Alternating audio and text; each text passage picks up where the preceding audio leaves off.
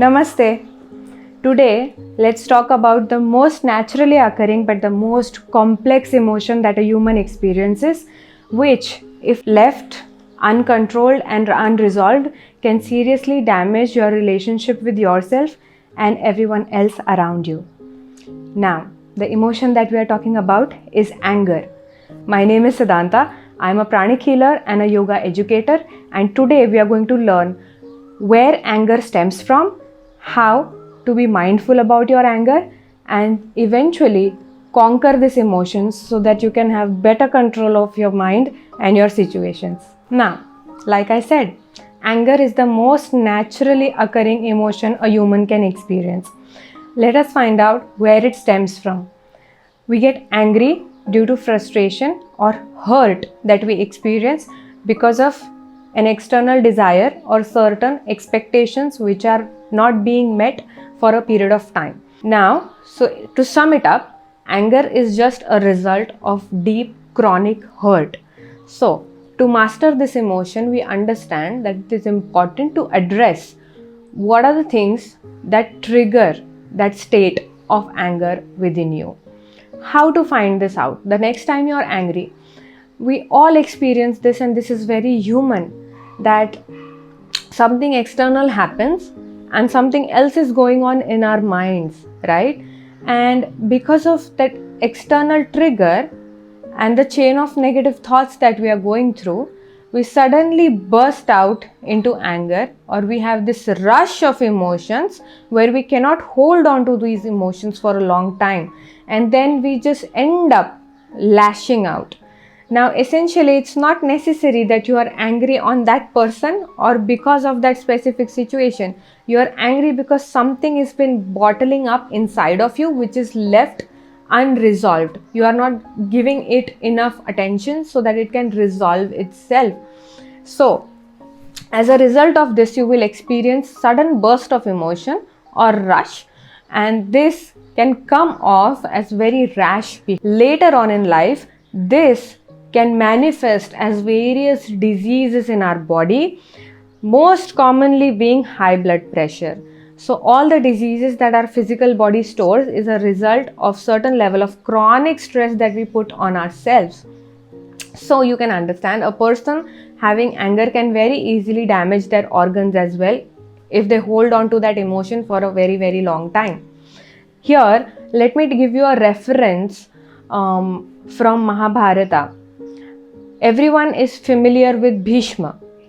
Now, Bhishma had certain level of mastery over his own emotions.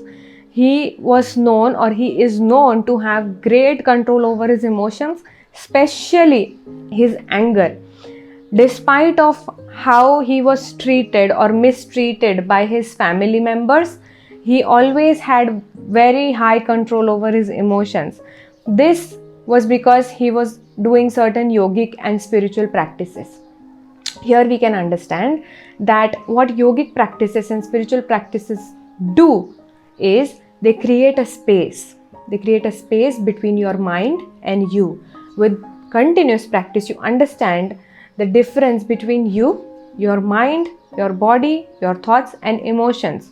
You have a certain realization of your soul nature, and this will help you take better control of your mind. This will help you regulate your senses, and that will result in better control of your response towards external situations or external triggers or stimulus that you get, because of which you experience anger. Now, spiritual practices play a very important role in developing Pratipaksha Bhavana. This means that whenever you are experiencing anger, it is important to take a pause, re-evaluate the situation, re-evaluate your emotions, become very aware of your emotions in that moment, and then you decide whether you need to react at all in that situation. If there's something else going on, take a pause. And again, our Manusmriti and Upanishads also speak about developing compassion and empathy towards others and yourself. It is practically impossible that you are not being kind to yourself, right? And you are still angry. These are two very negative emotions, and two opposite emotions cannot exist in the body at the same time in the same intensity. So what you want to work towards is developing compassion, understanding and empathy of yourself and of others. Another emotion that you can evolve with is forgiveness. A lot of the situations in life are more about just accepting things, letting go of the facts and just accepting them without trying to change anything, because we cannot change everything but ourselves, our perspective, our behavior, our thoughts and our emotions. Essentially, these are the only things that we have control over. So it's important to realize where this anger is stemming from, so that you can have better control over it. And it's never about suppressing your emotion. This is not what I'm talking about. Once you start suppressing, the manifestation of your diseases, whether it be mental or emotional or physical, will start happening faster. So the time you have, you want to develop your awareness using spiritual and yogic practices, through which you get an opportunity to recognize what are those unresolved emotions or thoughts that you are avoiding or not dealing with, which when bottled up, from time to time they will burst out, because the mind and the body has an intelligence of their own and they cannot stay in a negative state for a very long time.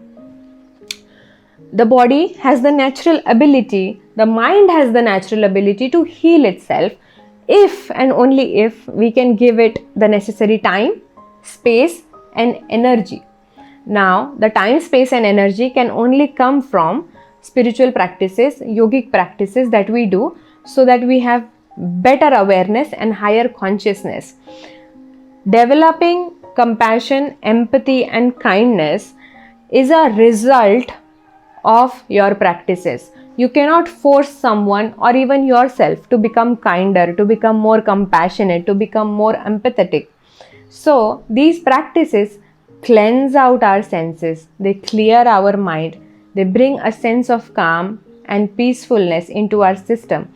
And this state of mind will promote positive behavior, positive thoughts and positive emotions.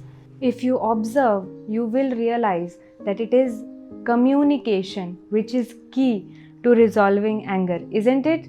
How you talk to yourself and how you talk to others, how you express yourself, how much of your perception is very clear, and how you are expressing and making the other person or yourself understand that what is the conflict that is going on within you. So to summarize, yogic practices like pranayam, shuddhi kriyas and certain asanas even help you regulate your endocrine glands, and that in return regulates your senses or your responses towards the external stimuli.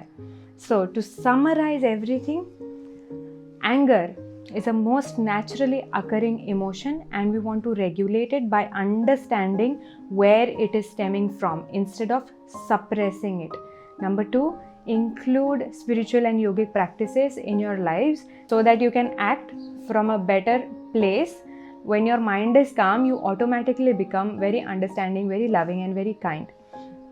So you want to try and operate from the highest frequency possible.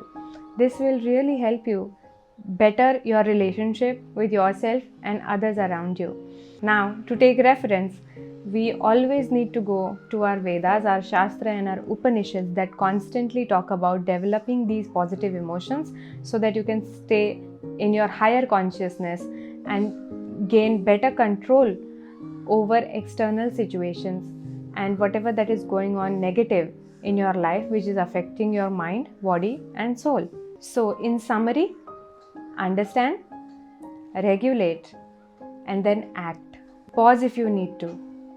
Regulate your emotion and come up with effective strategies to communicate your unresolved issues or expectations that you have towards yourself or others. This, practiced over a period of time, will really make you master of that emotion and you will exactly know where to show it. Some amount of anger is definitely healthy when it comes to maintaining discipline in you or others, maybe those who are inferior to you.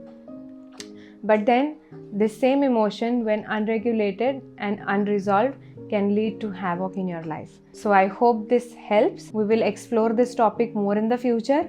Till then, thank you for listening.